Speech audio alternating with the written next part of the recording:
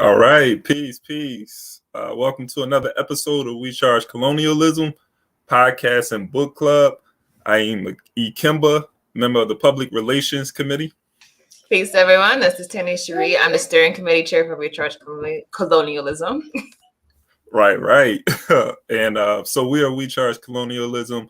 Happy to be here for another episode. Just want to encourage everyone that's viewing to like and share this episode so we can continue to expand our reach. And so we charge colonialism. As we do, we usually do our weekly roundup, and then we're going to get into our text. We're reading How Europe Underdeveloped Africa by Walter Rodney. So for all of those who want to know where we're going to be starting at, that's going to be on chapter 2. We're starting on chapter 2, page 51 in the PDF, and page 33 in the book. So that'll be the second half of our podcast and book club. So again, we're going to start off just talking about what's going on around the world. But just so people know, We Charge Colonialism is an organization that's fighting against colonial conditions, against the colonial institution that has been affecting African lives since the 1500s. Earlier than that, since the 1400s to be exact. That's when this process of slavery and colonialism started to take place on the continent and then the Americas. And so it is this relationship of between Africans and Europeans, this colonial relationship that we are struggling, fighting against to overturn. And so We Charge Colonialism is fighting against that. And this particular podcast and book club is just to use the media outlet as a means to spread the word about what's happening with African people throughout the world. So with that being said, we're going to go into our first weekly roundup. So I know, Tierney, you go into Haiti. Yeah, so there's been some news reports that have come out. And I don't know, the story is an interesting one as it's playing out. So some of you might know, currently, there's a lot of infiltration in Haiti as far as the U.S. government. And a news story came out that some missionaries were supposedly kidnapped by a gang inside of Haiti. There was 17 in total. There was 16 Americans, 1 Canadian. I believe they're all white, and we should talk about the history, obviously, of white missionaries who are being sent as agents of infiltration. But so essentially, what happened is that these people were taken supposedly by this gang, and they're offering $1 million per each per person. Something I thought was interesting when I was looking at this story was the FBI, who, it's interesting. They're not automatically jumping at this, which kind of makes me think that there's something else going on, because I thought this was going to be like an automatic infiltration, but I think this could be something, or not infiltration, invasion. This could be something that's leading up to a larger narrative that Haiti does need an invasion. But yeah, the FBI is just monitoring, and this is 17 white people, 16 who are Americans, and this to me was the perfect opportunity for them to jump in. So I don't know if you've seen this story, Ikemba, but what were your thoughts? Yeah, I don't know, when you had brought it to my attention, of course, the first thing I'm thinking about Grenada, but also Haiti, of course, because America relations with Haiti, what's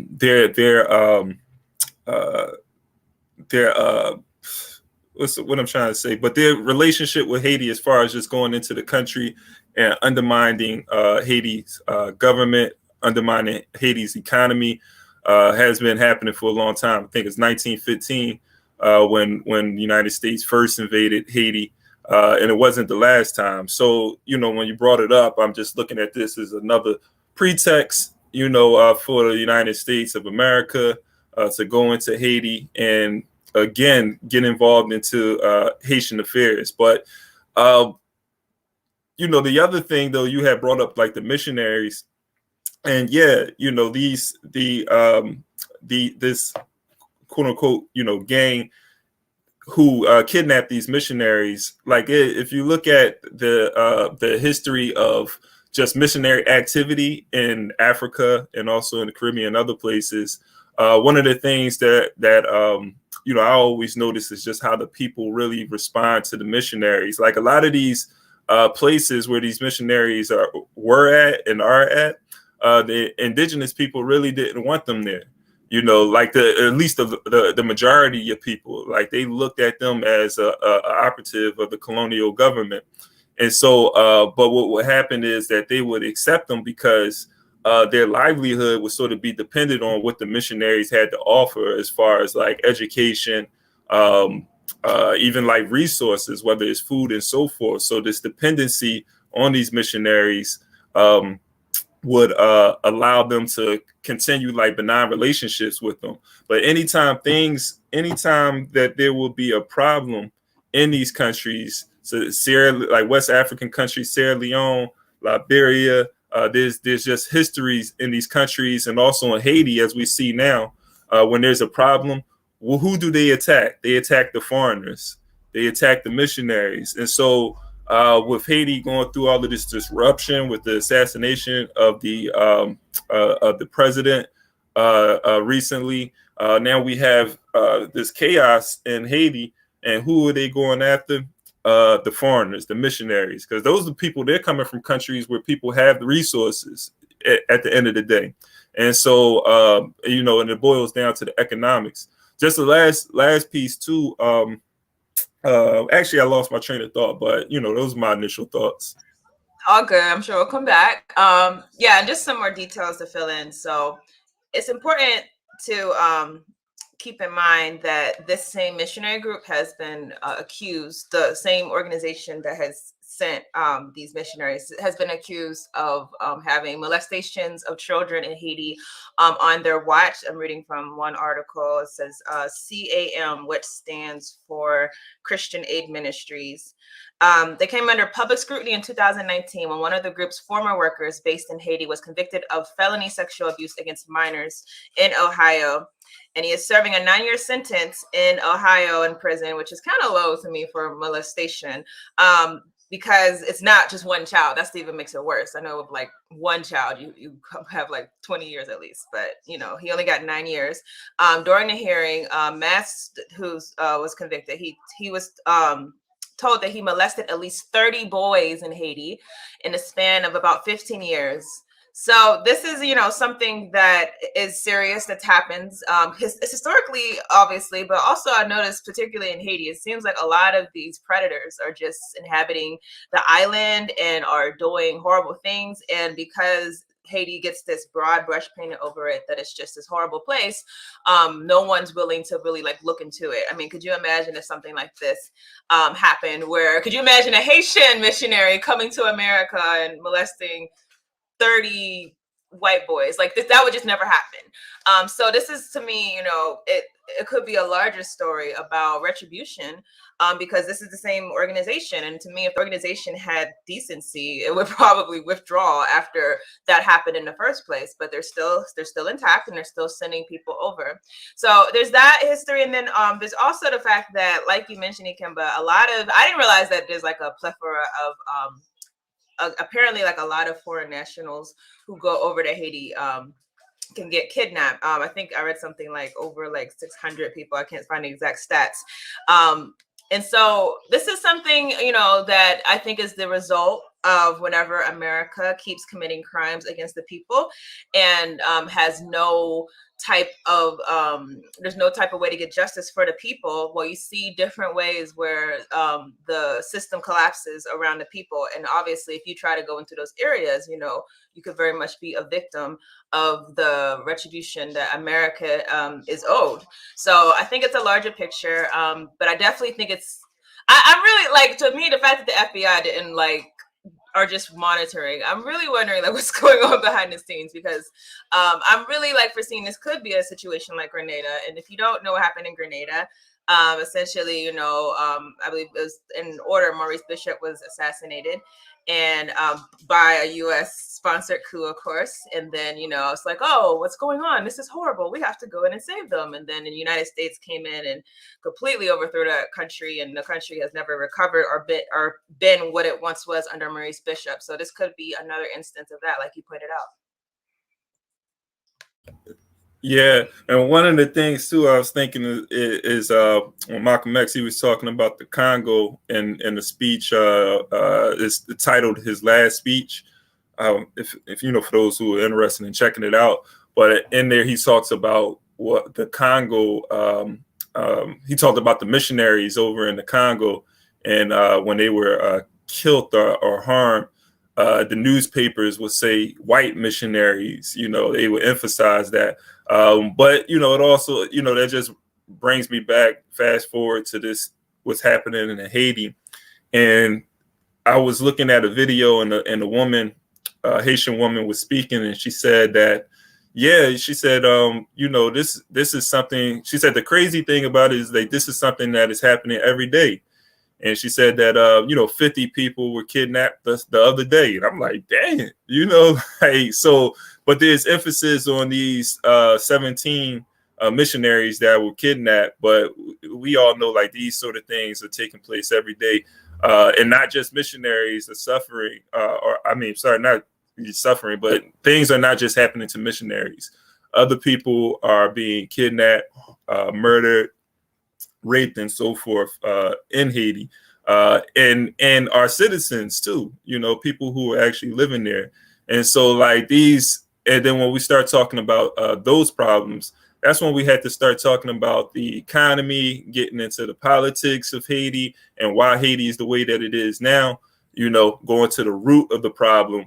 And this is something that they don't want us to look at. They just want us to look at and say, oh, Haiti's in chaos, this, poverty and so forth. But they don't want us to like really get to the root of why Haiti's the way it is right now, because we're going to have to start looking at these colonial powers when we do that.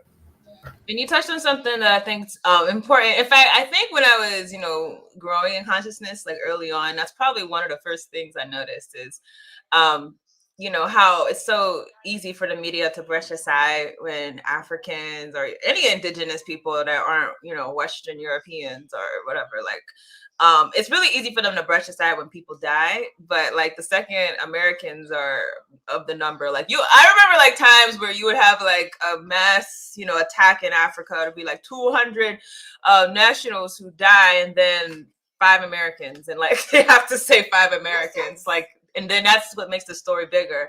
And that to me is a more indictment also on the media. Because the interesting thing about the media is that no matter how much they get called out on their racism, they never feel the need to change, or evolve, much at least. For example, there's always been called out, this media is so focused on white girls who disappear, but they're not focused on all of the black girls who disappear. And, just once again, I don't know the girl's name, but the white girl that disappeared and everyone was in a frenzy, like they keep repeating the same things. Similarly, you'll always see the media focus in whenever it's an American national who is the one that's victimized overseas, is despite the fact that so many Africans are also living inside of this chaos constantly, and they're constantly getting kidnapped. So that's a good point to point out, that the media is racial biased. They don't feel the need to change, and frankly, they don't get called out on it much. I haven't heard people call out the fact that you're so focused on this handful of people, yet all of the masses of people who are also facing certain things. And the worst part about it is that of those people who are facing those things, it's all America's fault. Like you said, like they've been going in Haiti and disrupting the country's stability for decades. So this is, just another reminder of the media, the fact that the media is very much a racist institution in itself. Yeah, indeed. We want to see Haiti free though, in our lifetime. So I know we got to move on to the next story.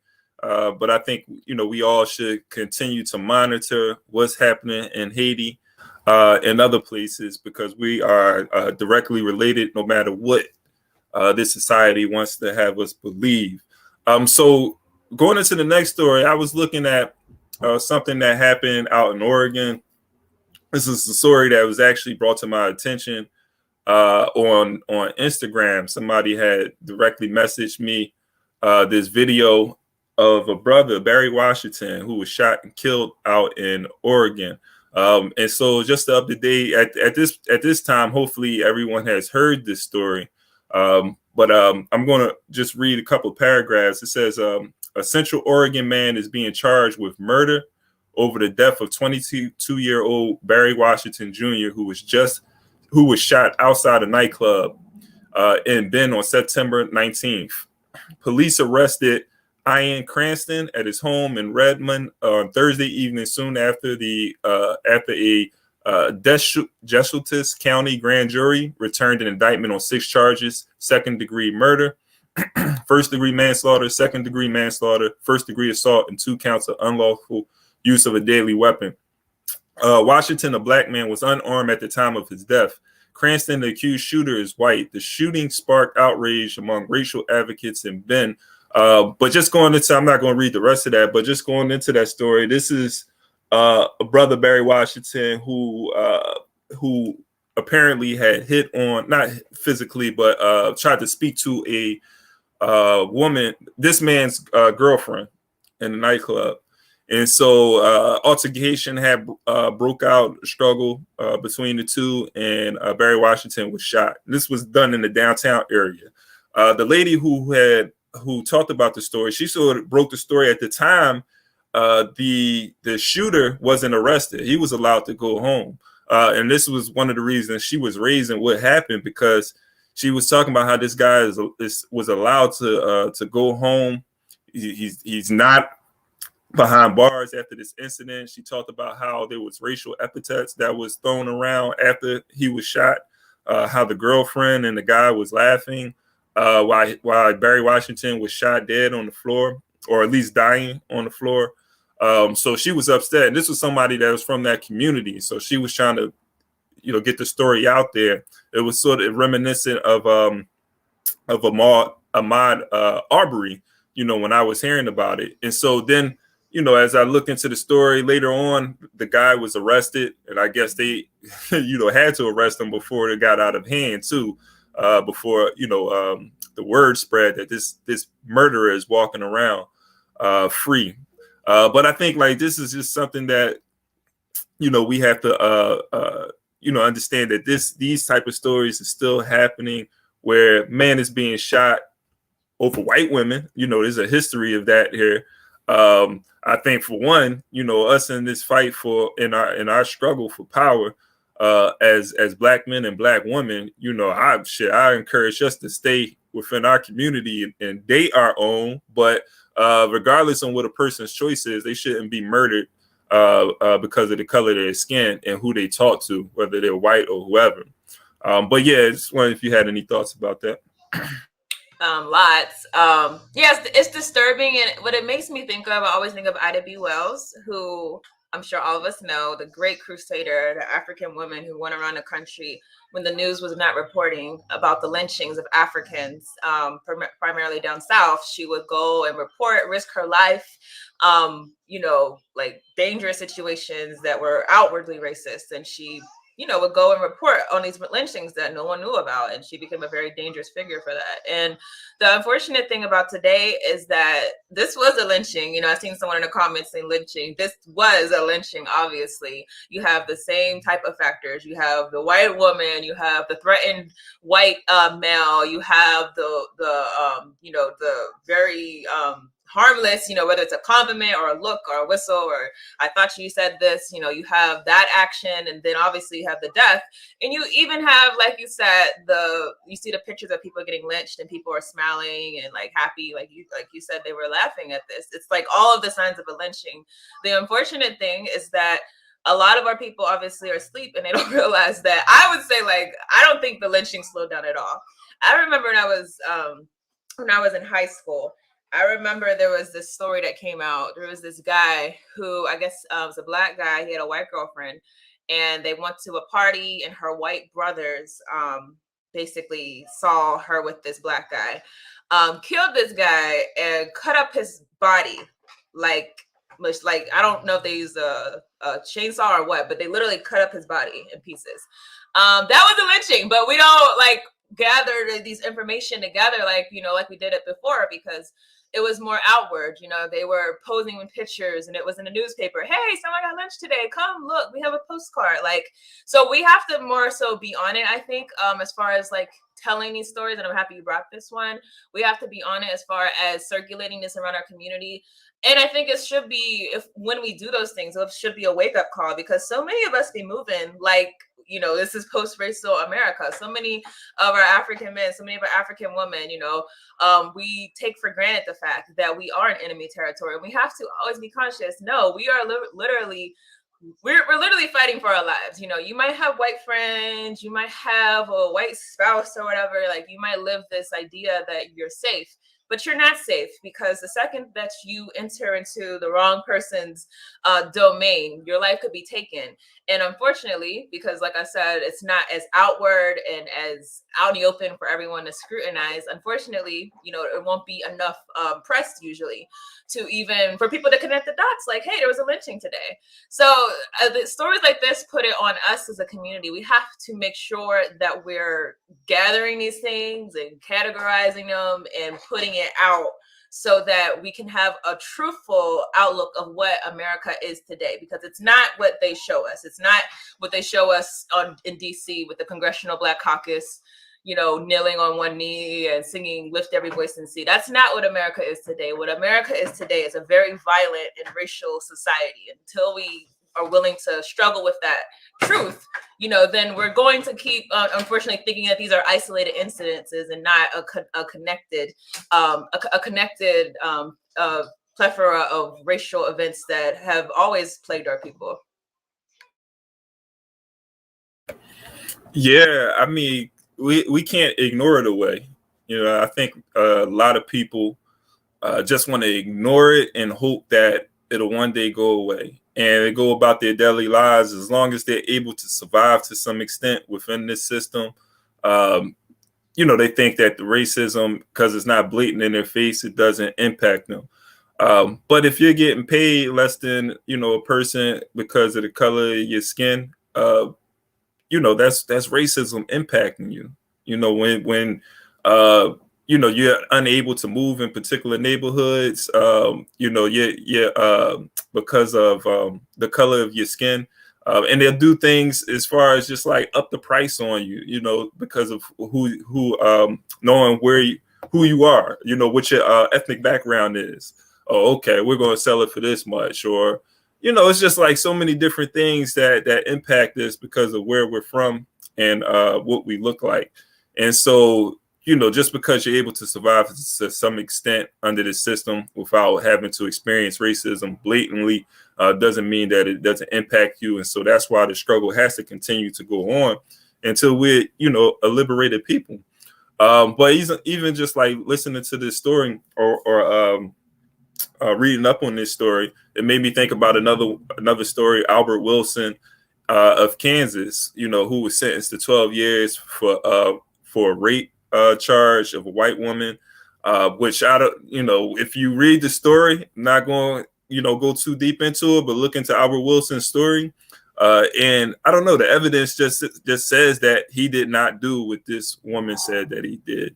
And, you know, luckily, not luckily, but thankfully he has a new, there's an appeal.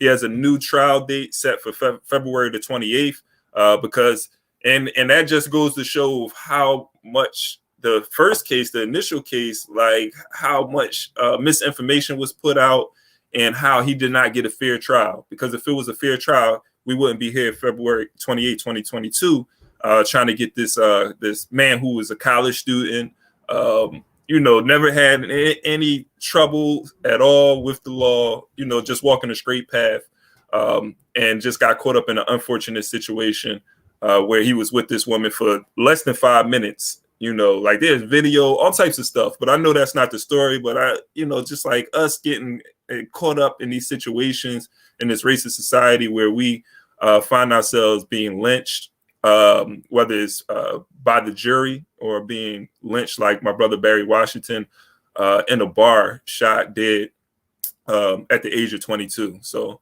it's just unfortunate. And it is the same story to me because it's, it keeps happening. And like I said, until we start, I feel like, if someone is a journalist and watching this or something like that, like, let us know if this is something you're doing, or, someone who's doing this, and we can just give them more attention, give these types of stories more attention, because it really is truly what's happening on a daily basis. And then there's another aspect of this, I think, is that unfortunately, like on the media, I think the media is mind control. Everything that we're being fed, like even if you look at the types of stories that we're being fed, whether it's Netflix or like, it's like we're possibly being fed this like crazy idea that we're in this post-racial society, and a lot of us believe that because maybe we grew up in a certain place. But you go in a certain towns, you know what America you're in. I grew up in a town with I grew up in Pittsburgh, so we have some Black people and whatnot. But I remember, going up north to college, and I remember being called a nigger a few times. Like, so it's just important for us to understand that this country has not changed. Even though they act like they've changed, they haven't. And, I'm sure many of us know this, but unfortunately, a lot of us don't. No doubt, no doubt. Oh, you on the other side of PA. Yeah, that's where I grew up. Okay, all right. Yeah, PA is a red state. If you go outside of Philly, you're like basically in a Klan town. It's like Texas. Yeah, it's crazy here. And I had that same experience outside of Philadelphia, going into certain communities that you don't see a lot of us at, and being called the nigga. I remember that as a youth with my family, our whole family being called one. So that's definitely here. And but talking about also these situations with these cases from Albert Wilson, Barry Washington, who unfortunately he's not here to fight in this case, but that's why we created the Justice Bank, though. It's something which is something important where people who have these situations where they're racially discriminated against, unjustly accused of a crime, we have to create our own means of being able to defend ourselves, financially, as well as militarily and so forth. But at least the Justice Bank is a situation where we have resources to be able to help those people who may need bail or anything like that. And that's for people who are members of We Charge Colonialism. So that's a segue into telling people to join We Charge Colonialism, be a part of this fight. So send us an email at info at WeChargeColonialism, info at WeChargeColonialism.org, and find out how you can become a member of the organization and how you can play a part in this fight to liberate ourselves from colonial conditions. You can also no, you can hang on energy. Okay.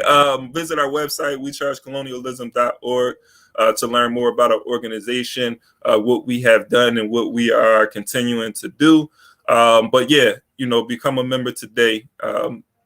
So go ahead, Tierney, you wanted to say something? No, I realized we didn't shout out our brother Frank. He was in the chat. I think he's watching. Who's coming back soon. So if y'all don't know, it's usually not just me and Ikemba. We have a third person who has been healing, and we sending him, our prayers that he quickly get back here. But he'll be back soon. So shout out to Frank, and also Ikemba, who's also not just a member of We Charge Colonialism. He's also in Impedum. So just tell everyone that they can follow you, because I know people watch you, but they might want to actually see which stuff that you put out as well. Yeah, if you want to follow me on IG, you can check me out at Global Ubuntu Foundation. That's Global Ubuntu Foundation. You can check me out there on IG. And just Ikemba Jore or Ikemba Balanta on at Facebook. And also on IG, but primarily, I use the Global Ubuntu Foundation. So check me out there. I'm not used to telling people where they can follow me. I hate when people tell me to. I'm like, oh, wait. Yeah, I guess I got to get better at doing that. But yeah, but definitely follow me and see what I got going on. Yeah, so we're going to transition into the book club. Let me make sure I don't lose any power though. Again, we're reading from How Europe Underdeveloped Africa, Walter Rodney. We've already delved into chapter 1. Last couple of weeks, we've been looking that over. We're going to go into chapter 2 today, page 33 in the book. And if you're using a PDF, which there should be a link for, you can go to page 51. And so, yeah, I love this book right here because it definitely, Walter Rodney is coming with the dialectics, he's getting into this struggle between the colonized and the colonizer, but he's going back into the history and how this development is taking place. So he's giving us the historical struggles of the oppressed against the oppressor. And so he's talking about this. So far, like what we've been like really going into is like what development is and what that looks like. And in the first chapter, he also talks about what underdevelopment looks like. And so as we go into chapter 2, I think he's going to now get into what both of these societies look like and really get into now how their relationship with each other transformed both of their lives, how it benefited one and not the other. So I'm going to start with the quote. And real quick, y'all, the book link is inside of the chat. Miss Hattie just posted it for us. Right on. So yeah, before even the British came into relations with our people, we were a developed people, having our own institutions, having our own ideas of government. By J.E. Casley Hayford, 1922, African Gold Coast nationalist. That shit, we could just build on that quote right there. A general overview. It has been shown that using comparative standards, Africa today is underdeveloped in relation to Western Europe and a few other parts of the world, and that the present position has been arrived at not by the separate evolution of Africa on the one hand and Europe on the other, but through exploitation. As is well known, Africa has prolonged and extensive contact with Europe, and one has to bear in mind that contact between different societies changes their respective rates of development. To set the record straight, 4 operations are required. 1, reconstruction of the nature of development in Africa before the coming of Europeans. 2, reconstruction of the nature of development which took place in Europe before expansion abroad. 3, analysis of Africa's contribution to Europe's present developed, quote unquote, developed state. 4, analysis of Europe's contribution to Africa's present, quote unquote, underdeveloped state. The second task has already been extensively carried out in European literature, and only passing references need be made, but the others are all deserving of further attention. The African continent reveals very fully the workings of the law of uneven development of societies. There are marked contrasts between the Ethiopian Empire and the hunting groups of pygmies in the Congo forest, or between the empires of the Western Sudan and the coastline hunter-gatherers of the Kalahari Desert. Indeed, there were striking contrasts within any given geographical era. The Ethiopian Empire embraced literate feudal Amharic noblemen, as well as simple Kaffa cultivators and Gala pastoralists. The empires of the Western Sudan had sophisticated, educated Mandinga townsmen, small communities of Bozo fishermen, and nomadic Fulani herdsmen. Even among clans and lineages that appear roughly similar, there were considerable differences. However, it is possible to distinguish between what was uniquely African and what was universal in the sense of being characteristic of all human societies at a given stage of development. It is also essential to recognize the process of dialectical evolution from lower to higher forms of social organization, and in looking at the most advanced social formations, one would appreciate the potential of the continent as a whole in the direction of change. The moment that the topic of the pre-European African past is raised, many individuals are concerned for various reasons to know about the existence of African civilizations. Mainly, this stems from the desire to make comparisons with European civilizations. This is not the context in which to evaluate the so-called civilizations of Europe. It is enough to note that behavior of European capitalists from the epoch of slavery through colonialism, fascism, and genocidal wars in Asia and Africa. Such barbarism causes suspicion to attach to the use of the word civilization to describe Western Europe and North America.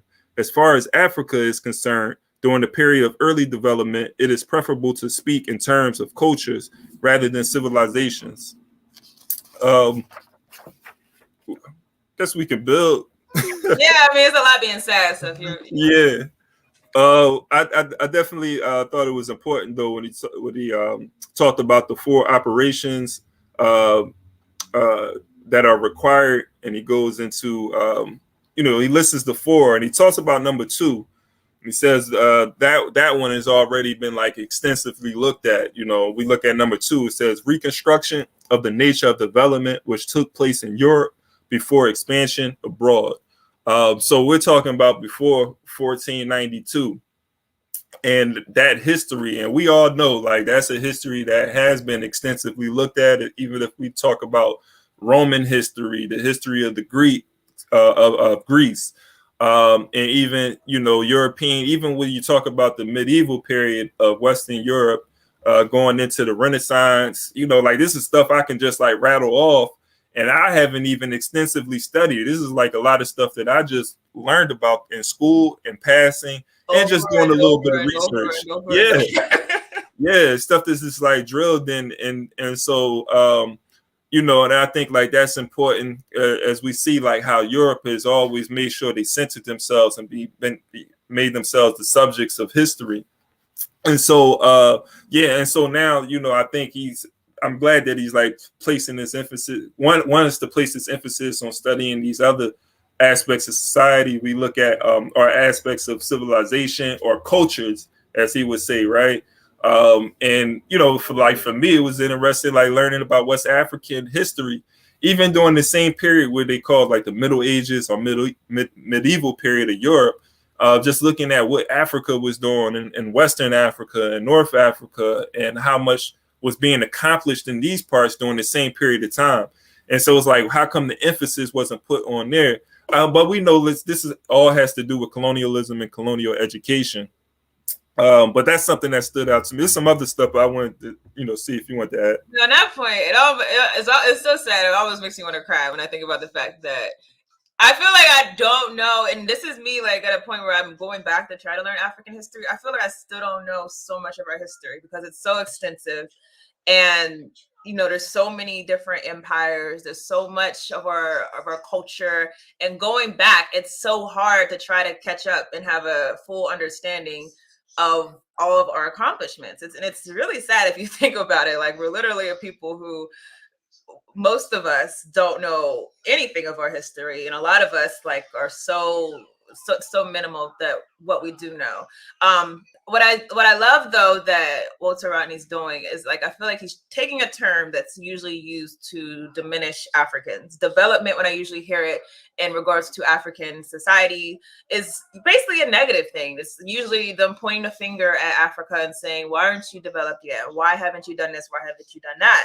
And it's kind of flipping the term to help us rethink about how we're measuring development, because as he said, the European society that was supposedly so developed was morally corrupt. So how do you categorize them as developed with the transatlantic slave trade? How do you categorize them with all of the wars, the genocidal wars? That's the intra-racial wars in Europe were very serious. I think that's something that people don't understand. They killed their people like crazy. But that's the society that we now call the developed society. And obviously there's so much, like the bloodshed is endless. Africa, obviously, Asia, Latin America, the bloodshed is endless. And so how are we allowing these people to set the standard for us? of what civilization is and what development is. So this really puts it on us to have a more holistic understanding of what development should be. Instead of taking the terms that are often used to depict us as backwards, we should be flipping this term and saying, how developed can you be whenever you have military bases in all of these countries and are practicing mass surveillance, whenever you're extracting resources from these countries? How development are you as a people? So it's really, I think, powerful when we start taking our terms back. I remember, I think one of Kwame Tore's books, it begins off just talking about the importance of taking back the terms and using it, for your own good. That's something that we have to practice regularly, I think. Yeah, I agree with that, and I think he's going to get into these terms as culture and civilization. I'm gonna continue on.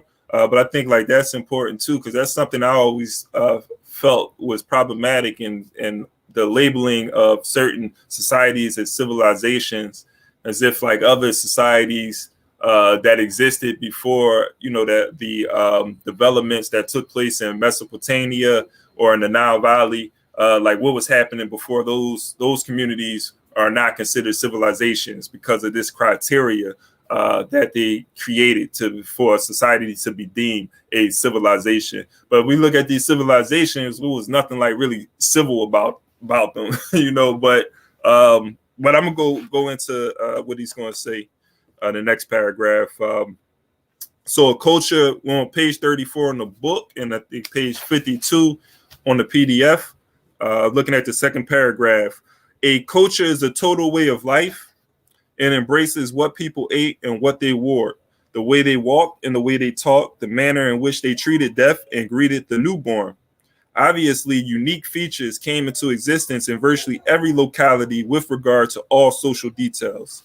In addition, the continent of Africa, south of the Great Sahara Desert, formed a broad community where resemblances were clearly discernible. For example, music and dance had key roles in uncontaminated African society. They were ever present at birth, initiation, marriage, death, as well as times of recreation. Africa is the continent of drums and percussion.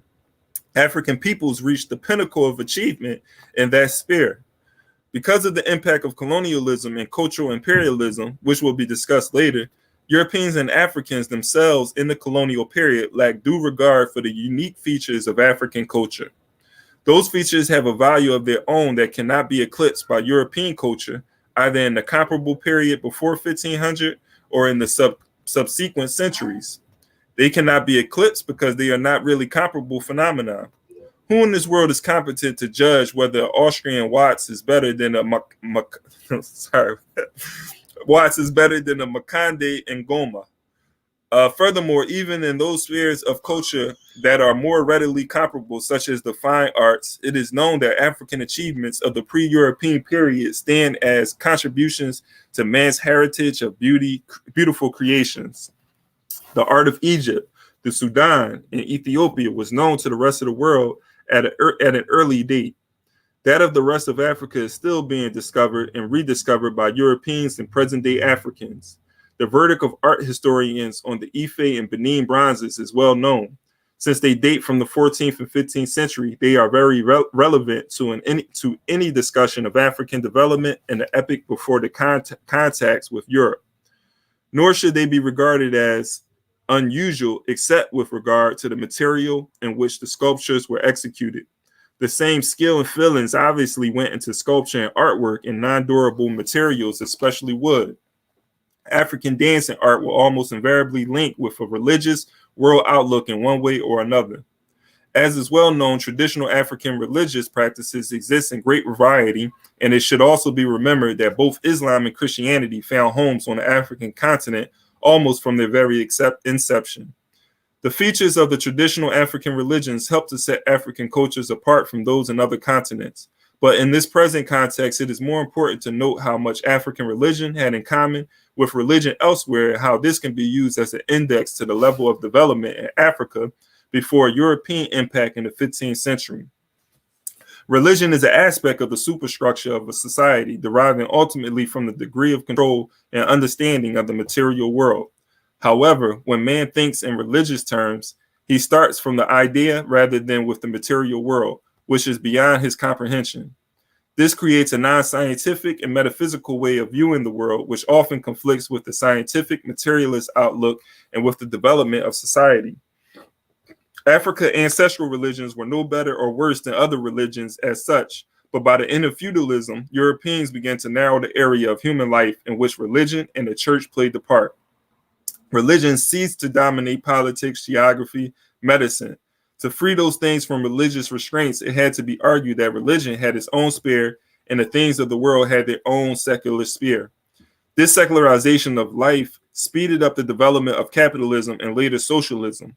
In contrast, in the period before the coming of the whites, religion pervaded African life just as it pervaded life in other pre-feudal societies, such as those of the Maoris of Australia, or the Afghans of Afghanistan, or the Vikings of Scandinavia. We could build there. Yeah, there was some. I think there's some important points here that's being made. I think it goes back to what you was talking about before, as far as just like defining phenomena, right? Defining things, taking back the meaning, and there was some things that was said in regards to. What did he say? It was right here. Cultural imperialism. Because of the impact of colonialism and cultural imperialism, Europeans and Africans themselves in the colonial period lacked due regard for the unique features of African culture. And I think like with Africans as well as the indigenous people of the Americas, this is something that they ran into when Europeans making contact with Europeans.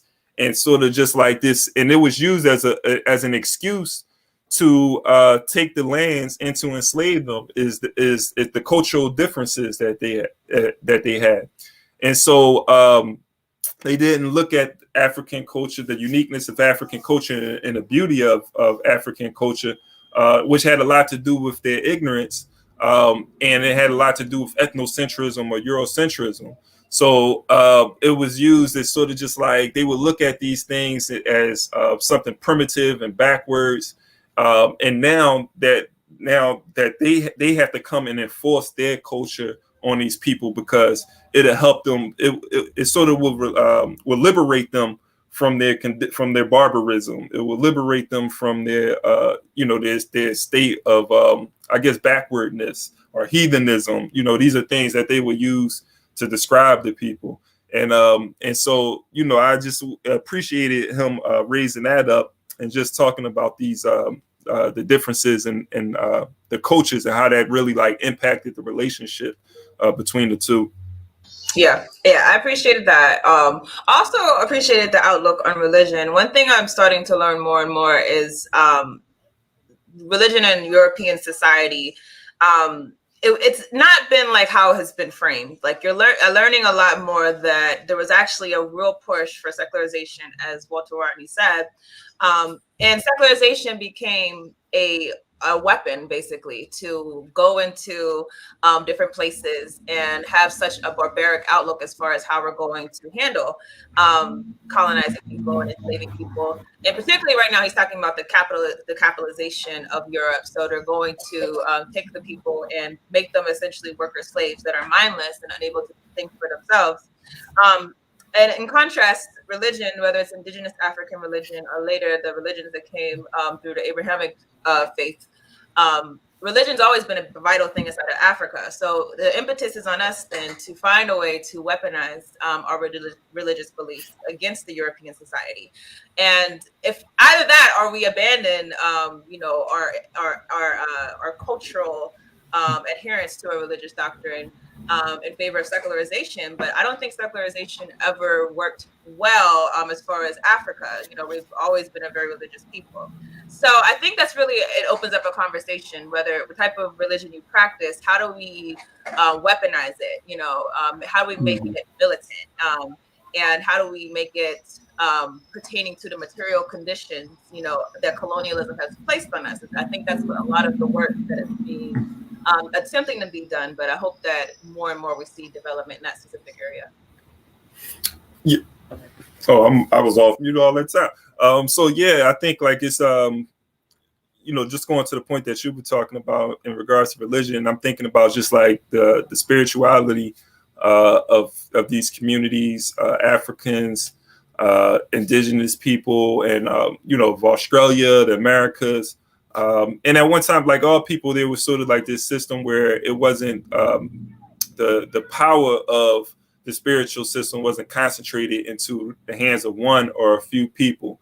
It was a way, like it pervaded their societal life, community life. Like everyone practiced it because it was just a part of their life. Like nobody had a monopoly over how to practice it. It was just inundated into the culture. That's different, I think, when it comes to especially like the dominant religions, the world religions, the society that we know of today, where a book was created, right, established, and only those people who were like literate were able to like interpret that. And so it took that power away. Once that book came in, it like took the power away from everyone who understood, that who had a individual connection and relationship to the creator. So I think like that's important when we talk about the Europeans, when they came into Africa and they came into the Americas with the book. It's like, hey, listen to me. It's in this book, and then Africans weren't even allowed to read. African slaves weren't even allowed to read. So now they had to go to, to the church and listen to the preacher to be able to get this interpretation. And of course, like in Europe, it was the same thing where you had over 90% of the people who were illiterate. So, but when you had the printing press, and then, more and more people, that knowledge began to become diffused, I think it sort of went back to before, like I guess you could say like teachings that were put down into scriptures, the scribes and so forth. Like it goes before that, where everyone had this connection. And so, but I think like with the diffusion of knowledge, it was able to put power back into the hands of the people. And that's why you had sort of like these revivals and great awakening periods where more and more people were challenging the authorities, even in Christianity and Islam and so forth. But I don't know, this is maybe some thoughts I had when you was talking about it. Yeah. And I think like how it plays out against our favor. So obviously, I think, so I was in Ghana recently. Ghana is majority Christian country. And I think that how it plays out against our favor is that we have religion completely disconnected from political struggle. And we have that's dangerous to me, because if you're at church 5 days a week, and then you go home, and then you're working, like, so like I go to work, then I go to church, or go to work, then I go to church, or whether it's a mosque or whatever type of religious space that you have, if that's the predominant means of expression for you, but it's disconnected from your political reality, then it becomes a distraction. It's nothing powerful. It's nothing groundbreaking. It's nothing liberating. And I think that's unfortunately like what's the demise, really, of Africans, is that we have this belief that we should keep these things separate and not try to find ways to politicize them. But if we're thinking back on our history, the times where our religious beliefs have led to liberation has never been when we kept them separate. It's always been when you have someone come out of a prophetic tradition, but doing so inside of with the liberation theology. So whether it was Malcolm X, who came, or before him, Elijah Muhammad, whether it was Nat Turner. I mean, there's such a long history that shows that marrying that, we don't have to lose that, for our liberation, but we have to put pressure on these institutions that we devote so much of our time to become politicized, or else, that's what I think we should really be pushing. Yeah, and then I think the important part when it comes to whether you call your practice a religion or spiritual system, like our ancestors, they had this connection with the Creator. They would ask for things. They would show veneration, but they always went and did the work. And so, a person could be spiritual and religious and still do. I think the problem becomes where you just think that your prayer is going to answer all of your problems. But I think like our people understood, it was they wanted to make sure that when they went before they went out and did the work, that they made sure that the gods that they venerated or get paid homage to, that they understood that, hey, we know that everything that we do and our results, it has to be contributed to you. And so when they went out there, they felt more confident that, okay, when we make these tools and we do this work, that we're going to get the results that we want to get, because we have did what we had to do as far as venerating the Most High, or whatever you want to call it. But I think like that's important.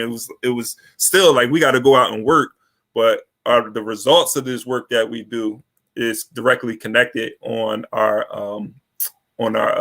fidelity to the Creator.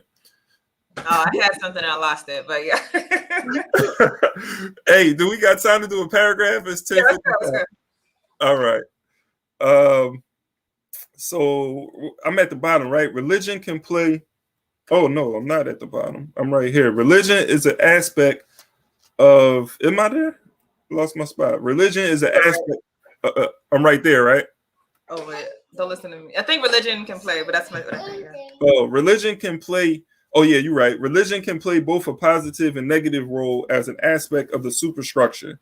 In most instances in early Africa, religious beliefs were associated with the mobilization and discipline of large numbers of people to form states. In a few instances, religion also provided concepts in the struggle for social justice. The negative aspects usually arose out of the tendency of religion to persist unchanged for extremely long periods, especially when the technology of earning a living changes very slowly. This was the case in African society as in all other pre-capitalist societies. At the same time, the religious beliefs themselves react upon the mode of production, further slowing up progress in that respect. For instance, belief in prayer and in the intervention of ancestors and various gods could easily be a substitute for innovations designed to control the impact and weather and environment. Powerful. Okay, I remember the point I was going to make. Yeah. And I think it could tie into this paragraph too. And I think the way it's about the fact that there's been like imposed on us how we should interpret whatever our beliefs are, and kind of emphasis to take away things that are lethal to the colonial system. So even something I was thinking the other day, like I'm coming from a Christian perspective, so I'm thinking of like a deliverance emphasis, like there's deliverance, thinking about from things that you deal with personally, but not from the colonial system. So where is my deliverance from the colonial system as a person who's suffering, as a person who's poor?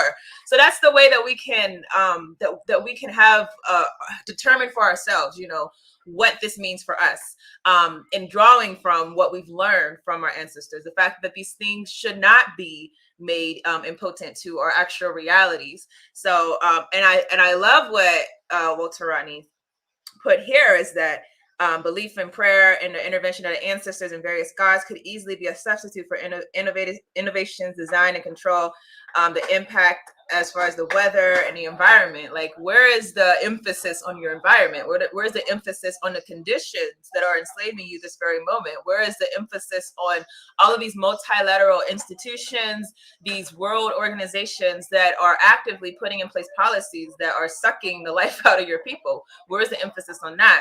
So that's really a powerful way, I think, that we can intentionally radicalize ourselves and make sure that we're not allowing these things to become tools and weapons in the hands of the oppressor. Yeah, I think like the last point I would make is that just going to this paragraph, religion can't be a substitute for revolutionary action. Your spiritual practice cannot be a substitute for revolutionary action. I think that we can still hold on to these practices, if that's what you choose to do. But to liberate our people is going to take a particular action. So I don't mind a person that's going to be at home and pray that revolution takes place. or that, you know, that is successful. But I think you got to pray for the strength that you're going to go out there and do what's necessary to make it happen. But you're going to have to go out there and make it happen. So, you know, we're at 11 o'clock. It's another hour. We Charge Colonialism Podcast and Book Club. Appreciate everyone for tuning in. We will be back here next week at the same time, continuing our reading of How Europe Underdeveloped Africa. I know an hour isn't enough, but, you know, we're going to try to get in much as we can in that hour. So, you know, appreciate y'all. Continue to share and like, and I'll see you next week. Peace. All right.